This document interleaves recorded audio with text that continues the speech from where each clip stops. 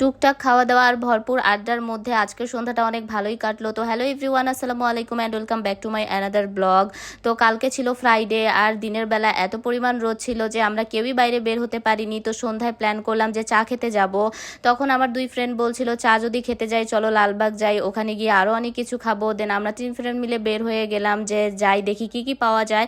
তো অনেক মজাই লাগছিল। আমরা একটা রিক্সা করে যাচ্ছিলাম লালবাগের দিকে, জানি না কি কি করব, বাট সময়টা অনেক ভালো কেটেছিল। আমরা যেহেতু ওইভাবে বাইরে বের হই না, ফ্রেন্ডরা মিলে যারা যারা যায়, যাদের ব্যক্তিগত কাজে তারা তারা একাই যায়। তো আমরা প্রথমে কারমাইকেলের সামনে চলে আসলাম। কারমাইকেলের সামনে এখানে অনেকগুলা ফুচকার দোকান, বাট আমি যেহেতু ফুচকা খাই না তো ফার্স্টে আমরা ভেলপুরি অর্ডার দিয়েছিলাম।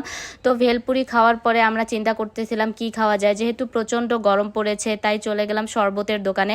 তো এখানে গিয়ে 3 গ্লাস শরবত খেয়ে একটু এনার্জি নিলাম, যেহেতু আমরা এখানে প্রচুর হাঁটাহাঁটি করব। তো এই জন্য খাওয়া দাওয়া করে চলে আসছি 1 টাকার হোটেলে। 1 টাকার হোটেলে এসে আমরা খাবো এখন হচ্ছে খিচুড়ি।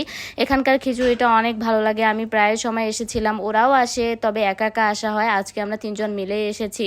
আর এখানে বসে খাওয়া দাওয়া করতেছি হচ্ছে খিচুড়ি, পেঁয়াজি, যাই হোক এগুলা যেটা পাওয়া যায়। তারপরে চলে আসলাম ভুট্টার দোকানে। ভুট্টা খাওয়া দাওয়া শেষে এখন আমরা চলে যাচ্ছি। তো